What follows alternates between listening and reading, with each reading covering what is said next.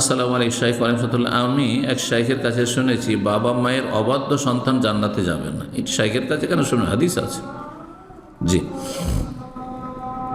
লা ইয়াদখুলুল জান্নাতা আকুন, অবাধ্য সন্তান ছেলে মেয়ে জান্নাতে যাবে না, মানে প্রথমখানে জান্নাতে যাবে না। এ না যে স্থায়ী জাহান্নামী কাফের নয়, যদি সেটিকে হালাল মনে করে তখন ভিন্ন বিষয়।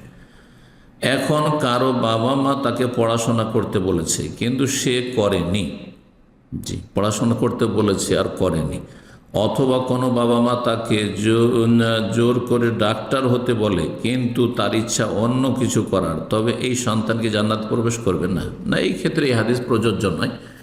তবে বাবা মা যদি বলে যে তুমি লেখাপড়া করো, তাহলে সে আদেশ মানা ফরজ, আদেশ মানা ফরজ, যদি সেই পড়ায় ক্ষতি না থাকে ইমান ইসলামের।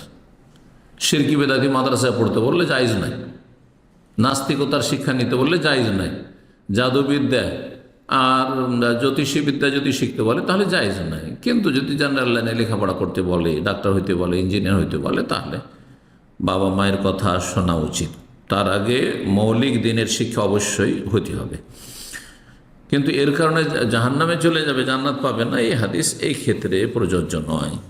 যথাসাধ্য বুঝিয়ে নেবেন। যুবকদেরকে বলবো বা যুবতীদেরকে বলবো, মেয়েদেরকে বলবো, কলেজে পড়াইতে চায় বাবা মা, এটা না যায়, হ্যাঁ, তখন শুনবেন না তাদের কথা। মেয়েদের ক্ষেত্রে কিন্তু ছেলেদের ক্ষেত্রে লেখাপড়া করতে হবে, সহশিক্ষা ছাড়া কোনো উপায় নেই, পড়তে হবে। এই জন্য বলি যে ছেলেদের জন্য এই ক্ষেত্রে যতটা জায়েজ আছে মেয়েদের ক্ষেত্রে জায়েজ নেই। মানে মেয়েদের জন্য লেখাপড়া করে জরুরি নেই, কলেজ ইউনিভার্সিটিতে কোনো প্রয়োজন নেই।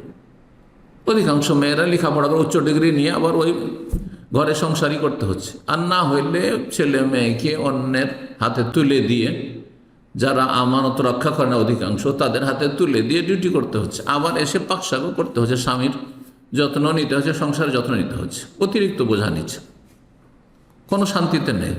যারা চাকরিজীবী মহিলা তারা কোনো শান্তিতে নেই, কোনো শান্তি নেই তাদের। জি, তাদের পরিবার ভালো করে খোঁজ করে দেখবেন। জি, হয়তো কিছুটা পয়সার শান্তিতে শান্তি ফিল করছে, আসলে এটা শান্তি না, অশান্তিতে রয়েছে তারা। তো বলছিলাম যে বাবা মার কথা যদি না শোনেন পড়াশোনার ক্ষেত্রে, তাহলে মানিয়ে নিতে হবে, বুঝিয়ে নেন যে আমি আসলে ডাক্তারি পড়তে চাই না, আমি আসলে ইঞ্জিনিয়ার হতে চাই না, আমি দৈনিক সাবজেক্ট পড়ে আমি ভালো আলেম হব, অথবা আমি সায়েন্স পড়বো, অথবা আমি আর কিছু পড়বো, ইংলিশ পড়বো ইত্যাদি বলতে পারেন, বুঝিয়ে নেবেন।